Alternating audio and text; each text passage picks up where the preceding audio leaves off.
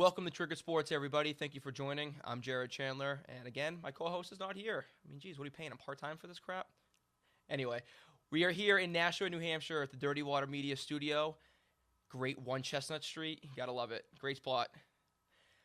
So tonight, I want to do a little bit of discussion on the Celtics movements that everybody is so hot and fired up about. Within the last couple hours today, probably afternoon, I'd say so.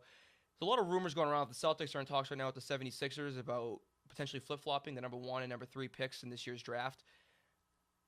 And I'm a little against it, but at the same time, I'm not, if that makes any sense to anybody. I want to believe that Markelle Fultz is the can't-miss player of the next up-and-coming generation, and the Celtics need this guy, and they can't miss out on him. But at the same time, I'm really starting to buy into this whole Josh Jackson experiment. And I'm going to tell you why real quick. Josh Jackson, okay, was a stud for the Kansas Jayhawks last year. 6'8", 2-3 guard, can do pretty much everything. I mean, just look him up on YouTube. Look at his incredible dunks that he did last year. Guy was an absolute monster. Obviously, and he helped lead the Jayhawks all the way to a deep tournament run. My one downfall on Josh Jackson is his 56% free throw shooting.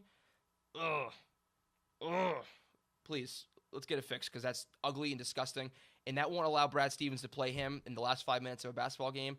Everybody will start turning into Hackett Jackson, which I still believe the NBA needs to fix, but that's for another day. Anyway, moving on to Markelle Fultz. He won 9 games at Washington. 9 games, people. Let's put that into perspective. You are this up-and-coming NBA next stud. You claim that you're going to go out and win the MVP this year, or you're going to be a perennial all-star for years to come, this and that. But you won 9 games at Washington? Yeah, I'm speechless too. So there's just a lot that I'm really kind of debating, trying to go over in my head more and more and more. But I kind of understand it now from the Danny Ainge perspective. Clearly, Josh Jackson's the player he wants. Clearly, Josh Jackson's the player he's wanted since the season ended and since they won the lottery a couple weeks ago. So why would you pick that player at number 1, knowing that several teams behind you want a different player? It's genius in my mind. Absolute genius. Danny Ainge right now is sitting back, twiddling his thumbs, laughing at everybody else because he says, please give me more and more and more of your first and second round picks, everybody. I'm going to keep stockpiling up till I have them about this high off the table, and then I'm just going to take those pieces and trade them away for more assets, i.e. Jimmy Butler, which are more rumors are out according to Adrian Wojnarowski, and Anthony Davis, according to a couple other NBA insiders. So why wouldn't you do that if you're Danny Ainge? That's brilliant. That's genius. Take picks, 2017, first round pick, 2017, second round pick, and 2018's pick, 2019's picks, 2020's picks. Before you know it, you're going to have 15, 20 picks that you can just give away to these teams. It's like Oprah Winfrey. And you get a pick, and you get a pick. Everybody's going to be getting picks nowadays. Well, sure, why not? Give me your superstars. And if I'm the Celtics, we're now going to be able to compete and potentially represent the East in the NBA Finals from next year or the year after for years to come. And everybody else just gets these so-called rookies that are going to help save franchises. Obviously, you don't know that until they've been there for 3 or 4 years. Let me tell you, these swings and misses teams have had about NBA supposed to be superstars. Anthony Bennett, yeah, where is he now? Good job, Cleveland. Round of applause. Anyway, too, you can still sign Gordon Hayward. The Celtics now, by doing this, will not let them get out of the window for signing Gordon Hayward. So now next year's team could look like something like this. Isaiah Thomas at your point guard. Jimmy Butler, let's just say they do end up trading him after they get all these picks, at the 2. Gordon Hayward at your 3. Al Horford at your 4. And now just go find a 5. Go find a cheap 5. You're telling me right now that some cheap free agent won't want to come to Boston and play with that 4? Just super 4. Are you kidding me? And that definitely, in my opinion, should be enough to compete with Cleveland and beat them. Who's to say, though, they don't go out and try to get a Paul George or whatnot. But again, that's for another day. To me, Celtics need to do this deal. It makes too much sense for Ainge. It makes too much sense for the Celtics' future. You get another stud to be, in my opinion, in Josh Jackson. And it kind of pisses off the Lakers because don't they want Markelle Fultz? Just give him the Philly. Sucks, Magic Johnson. Get over it. Give up more. or try harder. Jeez. That's my little NBA rant for today. I know it was kind of quick and sweet, but I don't really like to get too much into the NBA just because, sometimes I just think the game in general is just so skewed one way or the other with superstars and so many what ifs and how can they be's, and it's just not for certain. So I know I'm sitting here talking about how Josh Jackson is going to be this and how Markelle Fultz could be this, or even Lonzo Ball, he could be this or he could not be that. Nobody will know until 3 or 4 years down the line anyway with these players. If they turn out to be something special, then damn, good job. Good job, Warriors, for drafting Draymond Green at 35. Good job, Kawhi Leonard. San Antonio Spurs for drafting Kawhi Leonard at 15, last pick in the lottery. Even Indiana for getting Paul George, 13 in the lottery. Nobody knew that was going to happen. They did. They hit home runs. Timberwolves are still kind of shooting themselves in the foot, huh? Over the Randy Foye pick over Steph Curry. Kind of funny. Anyway, moving on. I'm going to move on to another thing that really has been grinding my gears lately. Really has been grinding my gears. Dave Dombrowski. Okay? Dave Dombrowski with the Boston Red Sox, general manager, VP of baseball operations. I'm going to give you a round of applause. Thanks, Dave. Thanks for going away and trading all of our superstar, valuable prospect pieces to be. And what have we gotten from that? This much. A big goose egg. Absolutely nothing. Now, I'm one of those people that once a trade's made, do I get excited for it? Yeah, I get excited for it because I expect that these guys in the front office of baseball or any sport know what they're doing. They sit down, do their due diligence and do their homework, and they really, before they make a deal, they feel 100% confident on it. Not saying that I don't think Dave Dombrowski didn't feel confident about any moves that he made, because I'm sure he did. But I don't like to judge a trade right when it's made. I like to wait a long period of time. Obviously, I think anybody should. But we've had enough time here. I'm judging them. They're awful. Let's just go by the list here. Travis Shaw for Tyler Thornburg. Not only did you give up Travis Shaw, you gave up Mauricio Dubon, who was one of our up-and-coming infield prospects, also for Tyler Thornburg. Mauricio Dubon right now is hitting .286 with 30 stolen bases in Double-A for the Milwaukee Brewers. I believe that's more stolen bases than any of our Red Sox have put together this year. And I also believe that .286 average is probably better than 3 or 4 other guys on our current day roster. Thanks. Oh, by the way, Travis Shaw, who also was a stud for us last season, is tearing the cover off the baseball this year for the Brewers. He's second in the team in home runs, first in the team in OPS, first on the team in RBIs. Oh, yeah. And he can play third base.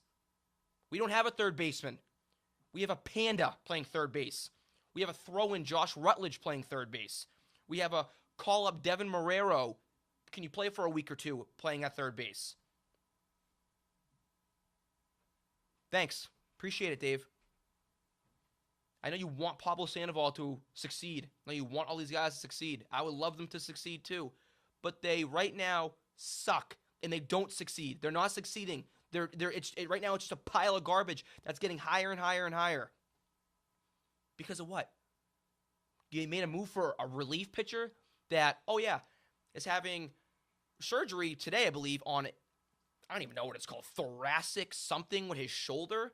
He's going to be out for 9 months. Oh, yeah, you can scratch up pretty much next season, too. Look what happened to Matt Harvey. Matt Harvey had the same surgery as him. Matt Harvey came back for a month. Oh, yeah, what's happening to him? Having issues again with it. Oh, yeah, thanks.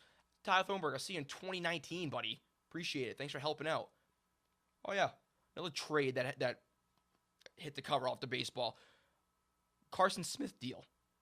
This kid was supposed to be a stud sinker ball pitcher. He's going to be an awesome setup guy. Can't wait to get him in our bullpen. He's going to help save the 7th and 8th inning.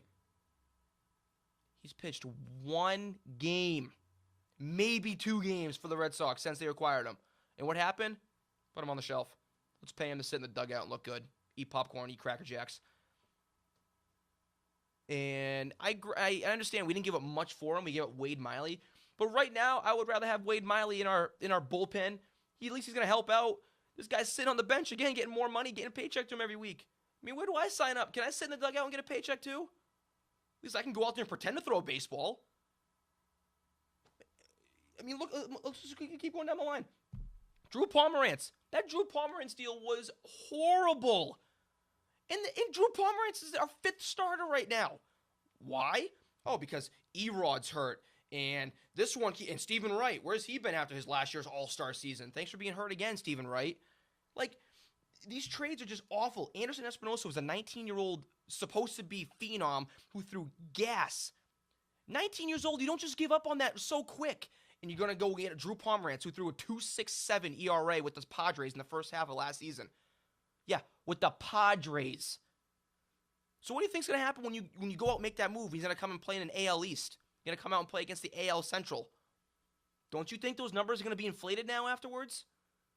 Go out and get Drew Pomerantz, please. I'm still pissed about that trade. The day I found out about that trade, I remember I was working at the Dairyfield restaurant. I got the notification on my phone, and I said, Drew Pomerantz for Anderson Espinosa? This has got to be wrong. Clearly it wasn't, because Anderson Espinosa right now is in San Diego, loving life, sitting next to the beach and playing great baseball in AAA, and Drew Pomerantz is here throwing every 5th day and getting shelled. Life of a Red Sox fan lately, huh? Thanks, Drew. Thanks, Dave Dombrowski. Appreciate it. But going back to Pablo, okay? Now, he wasn't acquired via trade by us. I understand that. He was a free agent signing of, $85 million? 85 too much million, I should say. We paid him $85 million because he had one awesome playoffs. One awesome playoff series, okay? Yeah, I hear the crickets chirping too. Brutal acquisition for the Red Sox, okay? But now you've realized that experiment hasn't worked out. Can you just please cut bait with them? The Red Sox were able to cut bait with Carl Crawford, with Josh Beckett, with Adrian Gonzalez. And all those guys were making just as much, if not even more, than Pablo Sandoval. And you were able to find a team that wanted to take all those 3 contracts on. Why can't you find a team that takes on Pablo Sandoval's contract? He's a liability at the dish. He's a liability in the field. He's a liability everywhere else that has Boston Red Sox name and writing on it. I'm done. I'm done with him. Absolutely done with this guy. And the Red Sox really need, if they want to compete, if they want to go further in the playoffs this year than getting swept in the first round like they did last year, then they need to find help. They need to find help at third base, and they need to find it quick.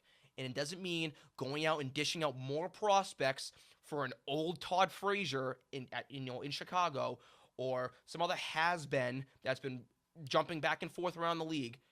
I'd rather just have Devin Marrero continue to play third base. At least he was consistent defensively. Granted, his offense wasn't good. What the heck? Put him back there for the first season.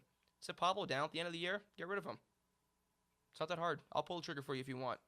Bite the bullet with money. You've done it once or twice before, Red Sox Nation. It's not a big deal. At the end, it's only money. Baseball can do that. The NFL, NBA, NHL can't. Consider your team and your sport lucky for where it is in this market that it's in. Because right now, if you're the Kansas City Royals, you'd be sitting on Pablo for the next 7 years, and he'd be loving life. Just get rid of the guy. I know tonight was short and sweet. A lot of ranting and raving going on. That's just how I am right now about the Red Sox and about the Celtics. Celtics, make this move. Go out and flip-flop with Philadelphia. Try to get an LFPs from the Sixers. Draft Josh Jackson. Go get Butler. Try to get Gordon Hayward. Red Sox, Dave Dombrowski, figure it out, please. I'm tired of this crap. I'm tired of it. See you guys next week.